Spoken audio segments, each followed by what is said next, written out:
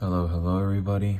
I am back finally with another episode of the Weekly Growth. It's not an episode. What is an episode? A video of spreading the gospel and getting people to know more about Christ and God. Today, for this particular video, I wanted to talk about the Book of Ruth in particular. And the lack of the presence of God being there, if you know what I'm saying. Now, the Book of Ruth is not really a very big book. It's a really sweet book. It's one of the sweetest books in the Bible that I have read. One of my favorites. It tells the story of Ruth and how he sticks with her mother-in-law or stepmother, if I'm not mistaken. I am very sorry for not remembering, but it's one of the two. Ruth used to have a husband, but she is now widowed, and now she's with her sick mother. Let's just call her mother.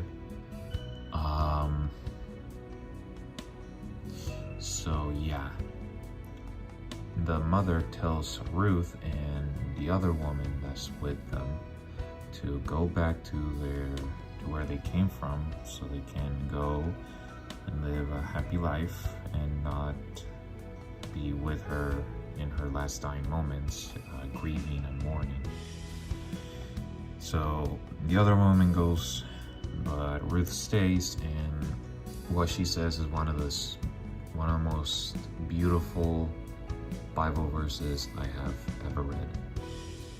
And from there on, the story unfolds of those two being together until eventually culminates to Ruth being married again.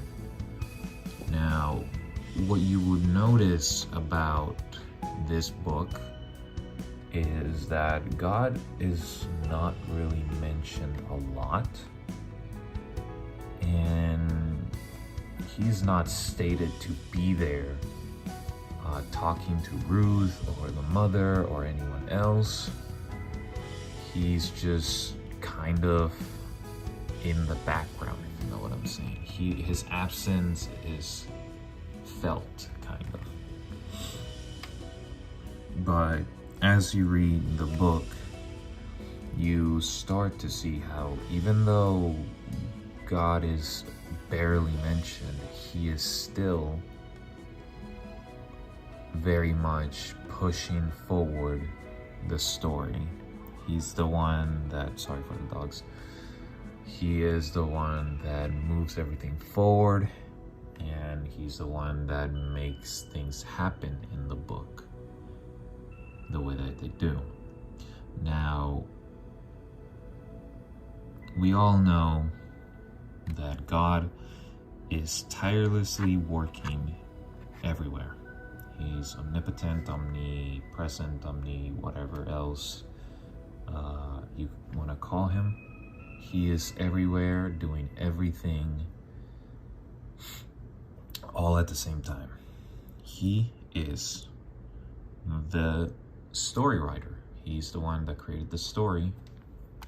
He's the one that's pushing it forward, and he's the one that dictates what's going to happen depending on people's actions. Now, what happened when Ruth decided to stay with her dying mother, or her old sick-stricken mother?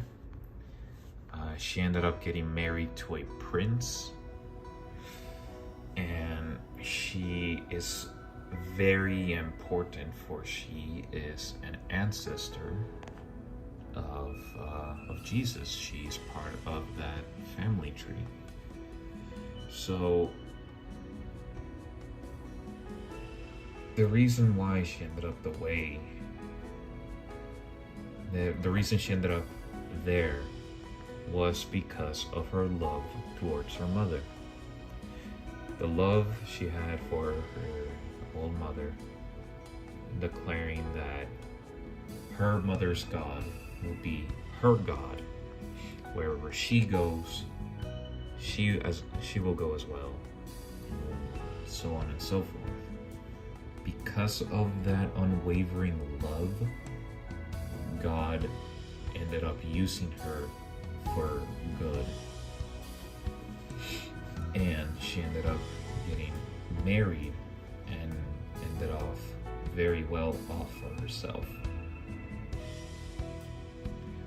It is a very beautiful book that I am doing very poorly in describing, so I apologize for that.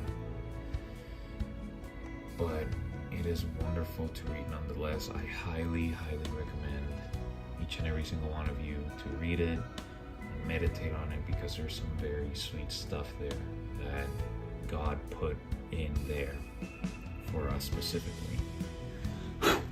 Now, what does the story of Ruth tells us? It tells us that even if you don't see him, if you don't hear him, if you don't even feel him, God is there working for your benefit so you can have a deeper relationship with him. Every single second of the day, he is there for you, no matter what.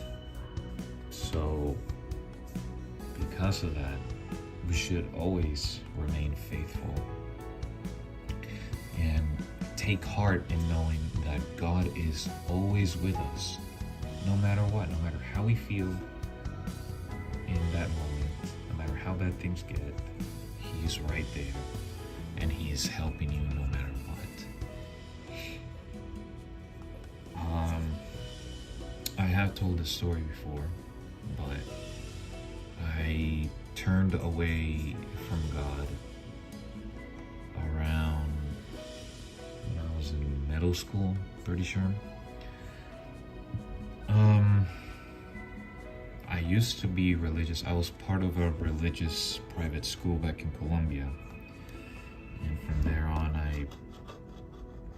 even back then, I wasn't really that religious. I didn't really read the Bible by heart. I didn't really seek God that much back then. And my faith was very weak, I would like to say. It was very weak. And because of that weak faith, some real life stuff happened to me that made me turn away from God because of my weak faith. And even when I was this like atheist guy, edgy atheist dude that would curse all the time, not really having a care in the world, not caring who I would offend,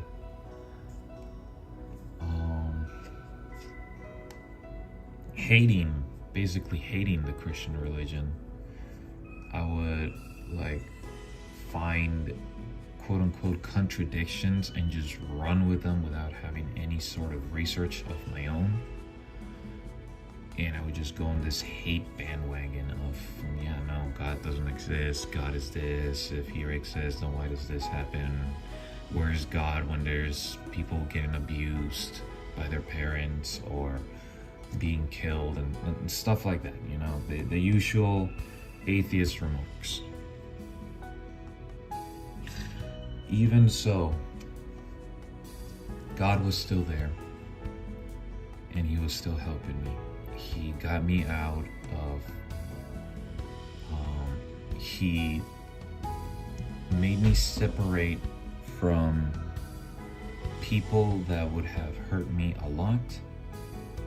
Even back then when I was a quote unquote atheist. Well, I was an atheist. When I was an atheist. He got me separated from people that would hurt me in the long run. He got me away from a toxic relationship. He helped me with my very stressful college days. he got me. He just overall helped me no matter what. And now, even now, like now that I gave myself to the Lord and I'm faithful, I have faith, strong faith that He's there with me no matter what's happening. And it's honestly very comforting and beautiful to think that this all-powerful, all-knowing, everything God is so kind to me and everyone else. He's always there helping no matter what, loving, and all you have to do to really see Him is to reach out to Him and give your life to Him. It's beautiful, honestly beautiful. So I hope you all understood what came from this video, and I will leave you all for now, and hopefully next week I will come out with another video with what the Lord wants me to speak with you guys. So with that, God bless you all. Have a wonderful day and night. Goodbye.